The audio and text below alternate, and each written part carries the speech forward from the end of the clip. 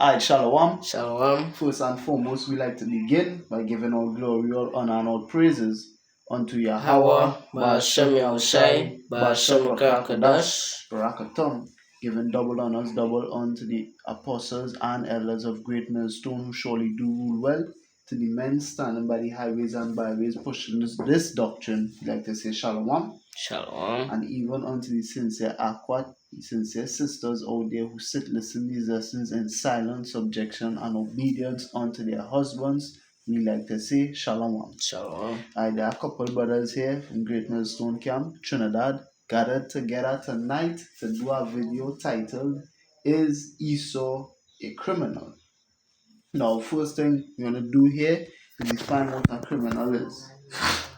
And I had the definition here on Google. A criminal is a person who has committed a crime, right? So now, what is a crime?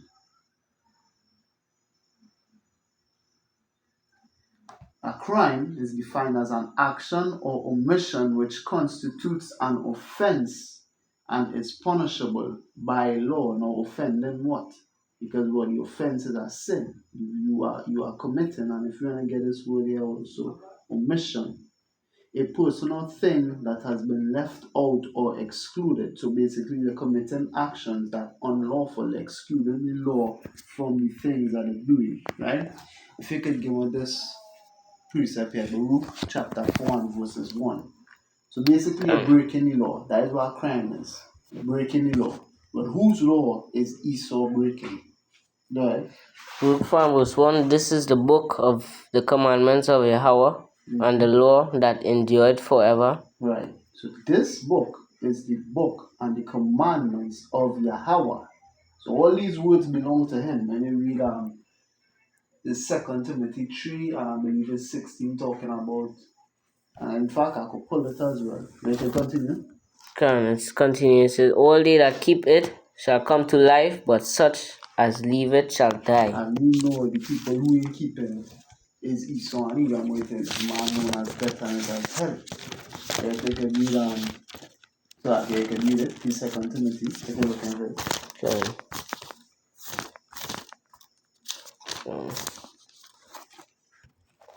Alright, 2 Timothy. 2 Timothy 3, 16. Yeah. 2 Timothy 3:16. All scripture is given by the inspiration of Yahweh and is profitable for doctrine, for reproof, for correction, for instruction. Which laws is like instructions on how to live, right? In righteousness. In righteousness. We know the righteous one is Yahweh. It is Yahweh. So I said there's none good but the Father. So what? All of these words are inspired by Yahweh and as pursuant to Baruch chapter 4 verse 1. This book is the commandments of Yahweh. So these laws are the laws of Yahweh. So whose laws are he breaking? For us to label him as a criminal, he's breaking Yahweh's law.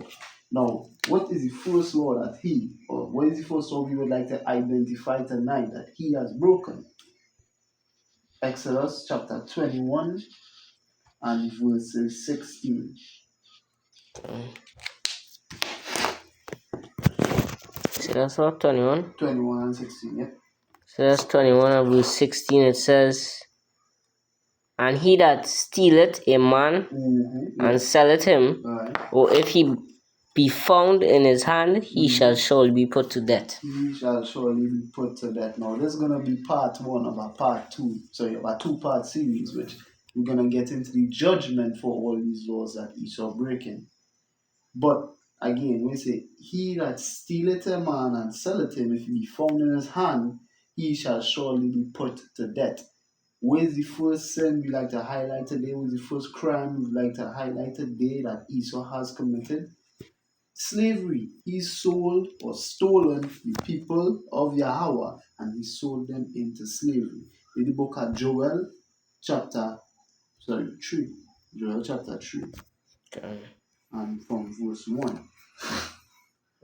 Joel 3, verse 1 says, for behold, in those days and in the time when I shall bring again the captivity of Judah and Jerusalem, I will also gather all nations and bring them down into the valley of Jehoshaphat. Jehoshaphat, right? Yahweh's judgment.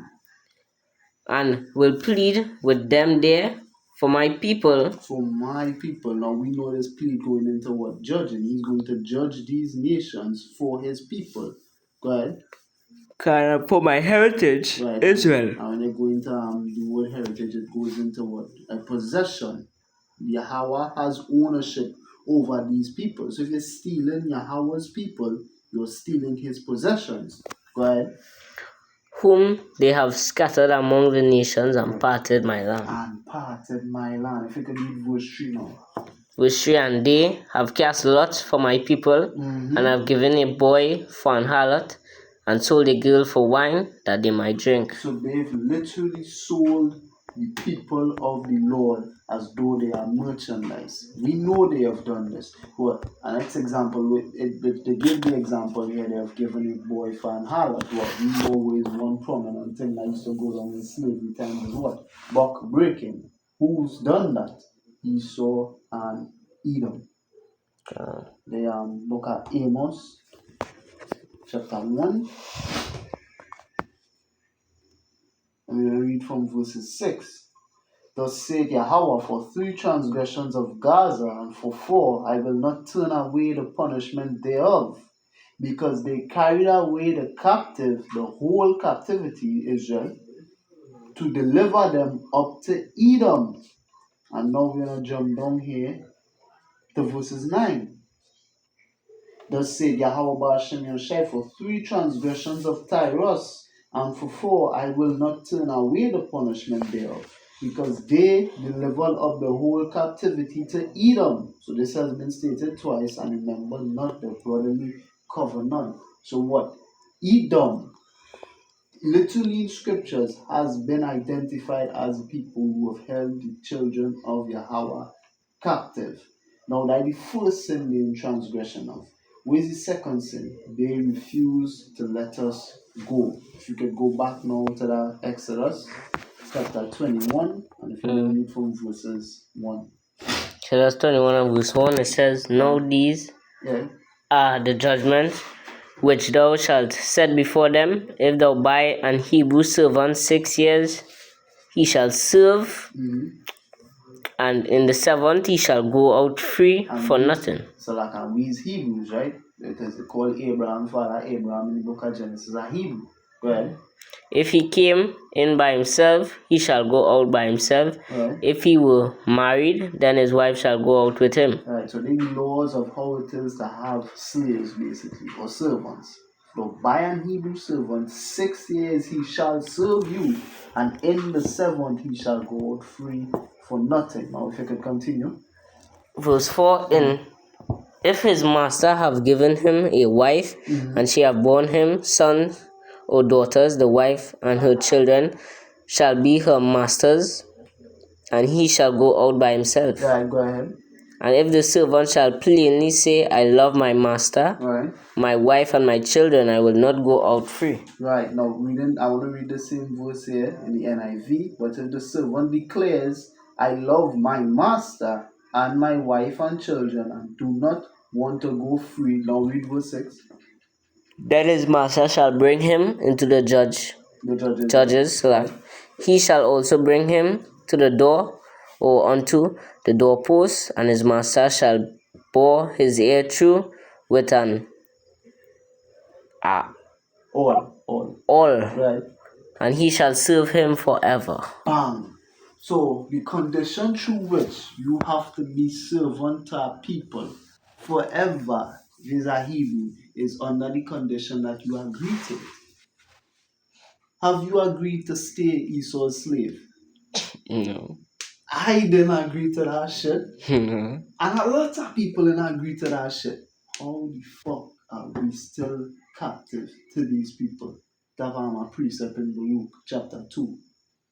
Be I yet this day. Stay in our captivity. If you can bring that from about for sure. Can. Baruch 2, I think it's 28 or 30. 30. And it have a clue in the scripture. Yeah, 30. Yep, and it have a clue when we read the scripture to show that we still captive today. Go ahead. That's all.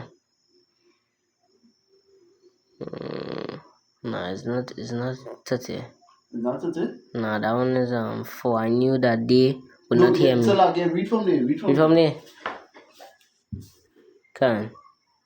Alright, Luke 2 and verse 30. For I knew Right. that they would not hear me because it is a stiff-necked people, but in the land of their captivities they shall remember themselves. Right. In the land of their captivity is when we're going to remember ourselves, because it's in the land of our captivity where we're going to forget ourselves, pursuant to Hosea 1 and verses 10, talking about there it shall be said that ye are the sons of the living God.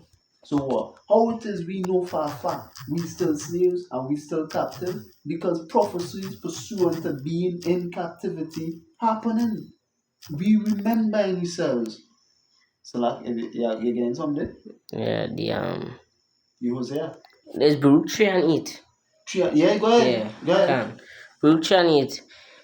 It says, Behold, we are yet this day in our captivity, Right. where thou hast scattered us. So like again, this is all the working of Yahweh, which I have a precept in Isaiah 42 on the bring, which is going to tell you that. But go ahead. Can. For a reproach Right. and a curse, and to be subject to payments according to all the iniquities of our fathers, which departed from the Lord our power. Right. So we paying for we sins. And how we paying for we sins? We subject to these people. One of the ways through payments, taxes. Which is if you don't pay your taxes, what's going on with you? Your ass is grass in this society. You can't live. You can't live in a house unless you're willing to pay for it. That is slavery. That's still happening to we. Slaves. Who is the one who in control that? Who's the one all the taxes going to? Which is, it says in the book of John 11 and 48, if we let him thus alone, the Romans gonna take away the kingdom, the place, the dominion, and all these things. We captives to these people, still to this day. If you could continue, Baruch, if you did read that, tell verse 32, finish. Now verse 31. Right. Luke 2:31 it says, and shall know that I am the Lord Yahweh Shemeshai their power, Right. for I will give them an heart and ears to hear. Right. And they shall praise me in the land of their captivity and think upon my name. And that have to happen while he's captives still. If we's captives, we have captors. Who's the captors? Esau and Edom. The banking elite beginning with them. That is precept Isaiah. Then you look at Isaiah. So look here. Isaiah chapter 42.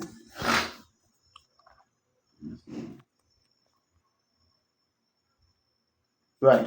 The Isaiah 42 and verses 22. But this is a people robbed and spoiled.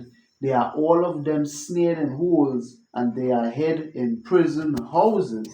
They are for a prey and none deliberate, for a spoil and none safe and store. That is the nation of Israel today. I have something I want to bring out here, but I just want to read from verses 24. Who gave Jacob for a spoil and Israel to the robbers? Who's the robbers? Esau. Did not the Lord Yahweh, he against whom we have sinned? For they would not walk in his ways. Jeremiah 6:16, they said, we will not walk therein. Neither were they obedient unto his law. Therefore he hath poured upon him the fury of his anger and the strength of battle, and it had set him on fire round about, yet he knew it not, and it burned him, yet he laid it not to heart. So the children of the nation of Israel today, not really aware of what the fuck going on. If them is to ask, so if you used to ask any of them, what state we people in today? And why we in that state, they will not be able to give you answers. Some of them still think we still free. They don't understand what the fuck going on. There's a question I asked Google, right? Let's see here. Right. Now you here. So now again, the sin. They have held us captive, and if you could pull it in Jeremiah 50 and 33. Jeremiah chapter 50. verse 33, it says, Thus saith the Lord Yahweh of hosts, Right. the children of Israel and the children of Judah were pressed together, Were oppressed together. Go ahead.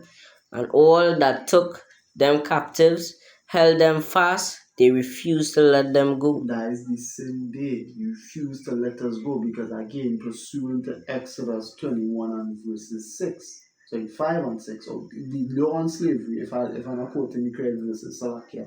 Again, you're only allowed to keep your Hebrew servant if he plainly says, I love my master, I do not want to go free.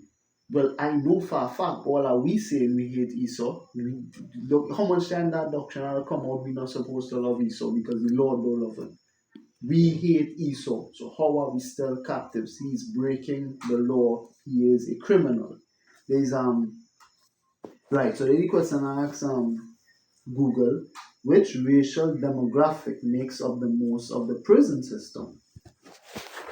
In the U.S., Esau capital city, Bosra. In the U.S. prison system, black individuals, so the people of Judah, make up the largest racial demographic with incarceration rates significantly higher than those of other racial groups, according to the NAACP and the prison policy initiatives. Blah blah blah blah. Let's see. Right, here's a more detailed breakdown. Black Americans incarcerated at a rate disproportionately higher than any other racial group. And then look who's second on the list. Hispanic individuals. While not as high as black Americans, they are also incarcerated at a higher rate than non-Hispanic whites. Showing you what? Yeah. Showing you what? This precept, again, Jeremiah 50:33. If I read it again. Thus said Yahweh Hashem Yosha of hosts, the children of Israel and the children of Judah were oppressed together, and all that took them captives have them in jail, hid them in prison houses to this day, held them fast. They refuse to let them go, but you're supposed to let them go, as pursuant to Exodus 21 and 6. None of us have plainly said, I love my master and I still want to be a slave. So what? Again, Esau is a criminal. What other crime we found him guilty of? He refused to let his captives go. So now, where's our next crime we found Esau to be guilty of in these days, which is pursuant Jeremiah 49 and 10? Because again, Esau getting figured out. That is the scenario and that is the situation we're playing off right now. Esau is being figured out.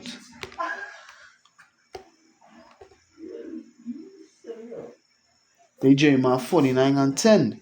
But I haven't. I mean, if I'm gonna, so like, I'll read this in the NIV. I'm gonna get this in a translation.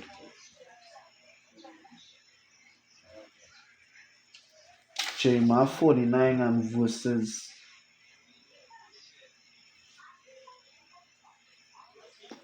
Let's see here. I'll look for this in a translation.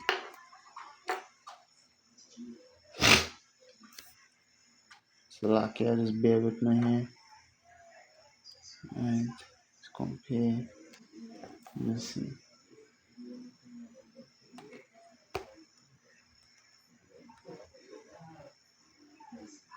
Right. BBE translation Jeremiah 49:10. I have had Esau searched out by whom the prophets, uncovering his secret places so that he may not keep himself covered. His seed is wasted and has come to an end, and there is no help from his neighbors. The ship also showing ship Esau hanging.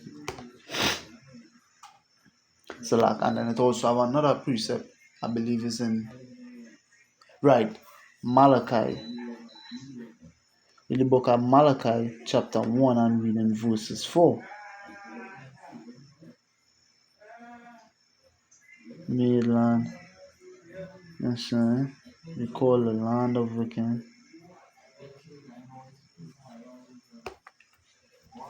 Right, I'll read this in the KJV. Whereas Edom said, we are impoverished, but we will return and build the desolate places which they have built. So it is just dealing with I'm trying to remember, right, the Renaissance period, right, to come back to Matawala Yabashim Yoshai, the Renaissance period that would have started under the French Revolution. Esau has built back his empire in these last days, starting with them. The said Yahweh Shemir shall have hosts, they shall build, but I will throw down. He's going to topple their entire empire and their entire kingdom. And they shall call them the border of wickedness. And you're seeing some of these translations, it's a land of wickedness. But when you go into this term border here, it goes into what? Territory. Oh, so they are the place or the region where wickedness dwells, because they are the wicked, the border of wickedness, and the people against whom Yahweh Bashem Yahushai hath indignation forever. He is being made bare in these last days. We know who he is and we know what he's doing. We figured him out to what Yahweh Bashem Yahushai. So now, what Salakia, just to finish this last point here, because this, as I said earlier, is a part 2. So finishing off part 1, the last point we'd like to make. What is another crime that they have committed? They have stolen his land, Yahweh's land, and polluted the earth. It is the book of Deuteronomy, chapter 11, and chapter 11, and reading verses 12. I'll get this in the NIV.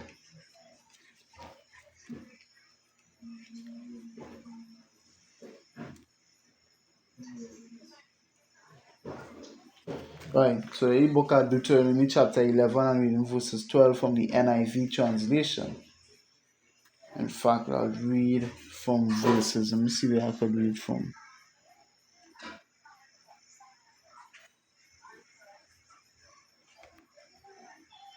I'll read from verses 8. Observe therefore all the commands I am giving you today, so that you may have the strength to go in and take over the land that you are crossing the Jordan to possess, and so that you may live long in the land Yahweh Bashem Yahushai swore to your ancestors to give them and their descendants, a land flowing with milk and honey. The land you are entering to take over is not like the land of Egypt. It's not like the land of Egypt, let's see, from which you have come, where you planted your seed and irrigated it by foot as in a vegetable garden. But the land you are crossing the Jordan to take possession of is a land of mountains and valleys that drinks rain from heaven. It is a land that Yahweh, your power, cares for. The eyes of Yahweh, your power, are continually on it from the beginning of the year to its end. So now what we understand is that the Lord has great care for the land of Israel. If you could get Joel 2 and verses 18. So,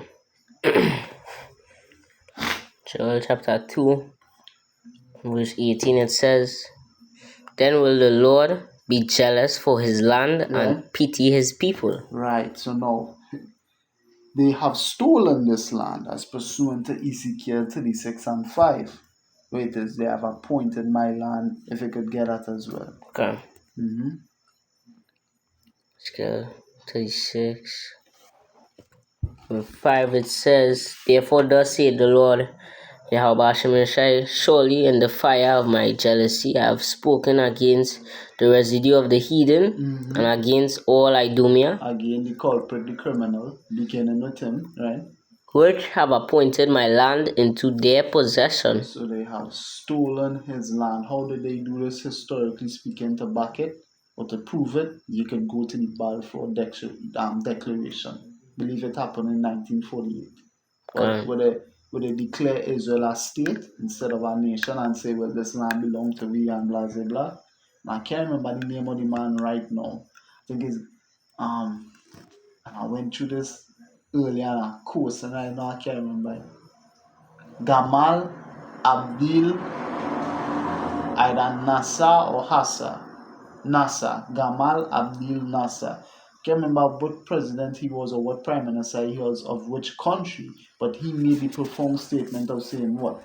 The Israelites left black and came back white. The people who currently in the land of Israel today is not the correct owners of that land. The Lord has not delegated that land to them. He's delegated it to the nation of Israel. Again, it's his land. It's the land that he has his eyes on continually year round. And what did Esau do with that land? He fucking stole it. Criminal. But you could go ahead. So, like you finish with that? Continue. Tell a little more. With the joy of all their heart and this spiteful minds to cast it out for a prey. Right, so the fucking of the land. The fucking of the land and they don't fucking care. Again, he's as death and as hell and cannot be satisfied. In fact, I could bring that as well. Habakkuk 2. Yep. And I could read from verses.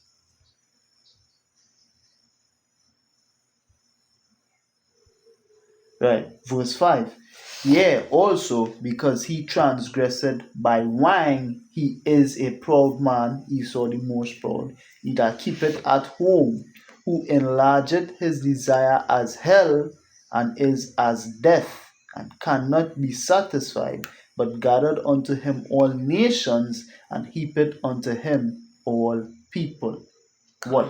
This man wants everything the earth have to offer, and he's going to take it because that is just the mentality. Which is talking about Micah 2, which says they oppress a man and his house, even a man and his heritage. What the heritage of the nation of Israel, part of that is the land. They own that. That is their possession. And Esau has stolen it and oppressed it.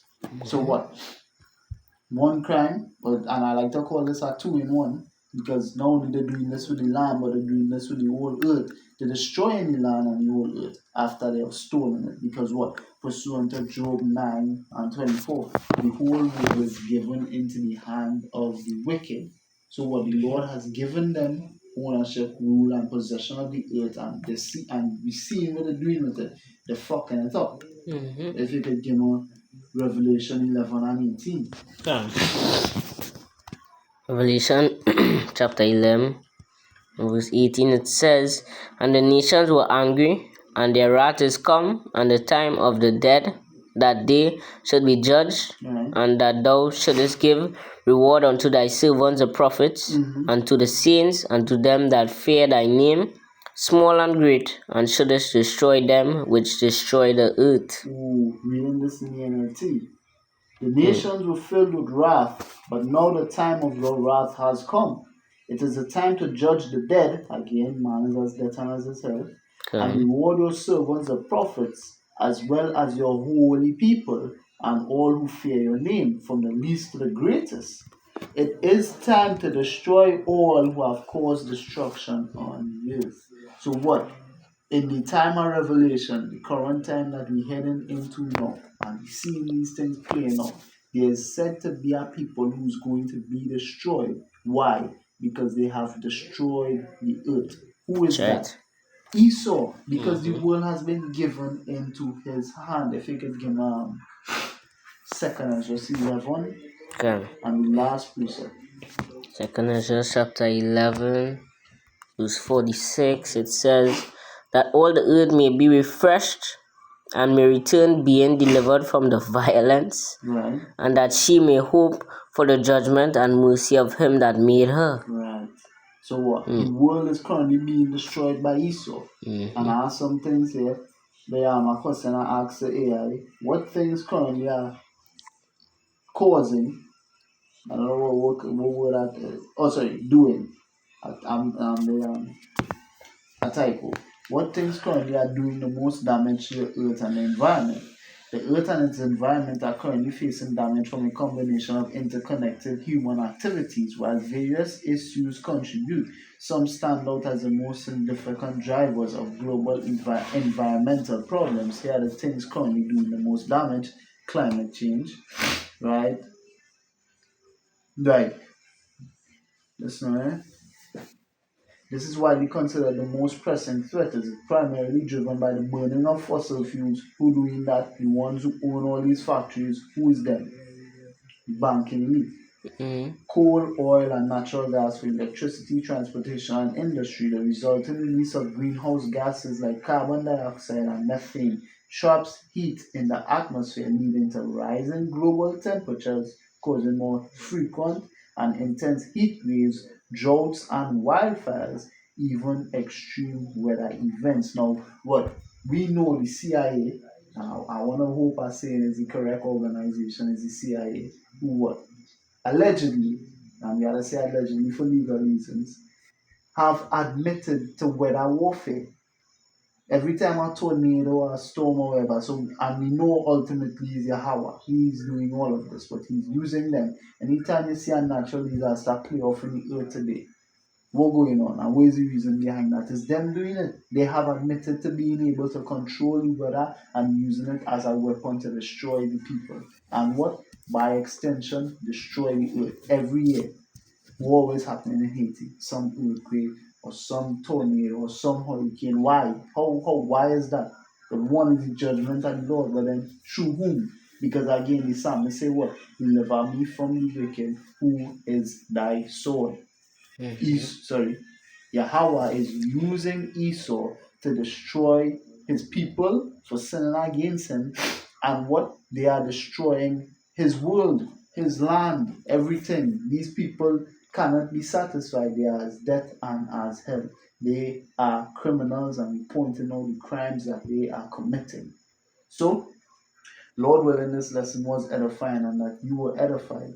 In closing, we'd like to say, Kal Halayimla, Yahweh, Ba'ashem Yahushai, Ba'ashem Rakakadash, Rakatum, giving double honors double unto the apostles and elders of Great Millstone, who surely do rule well, to the men standing by the highways and by their speech in this doctrine, we like to say Shalom. Shalom. And even unto the sincere Aquat who sit listen these lessons in silence, we like to say Shalom. And this was a couple of brothers here. Brother Ramya. Brother Maya Sha'ala. And until next time, we like to say Shalom.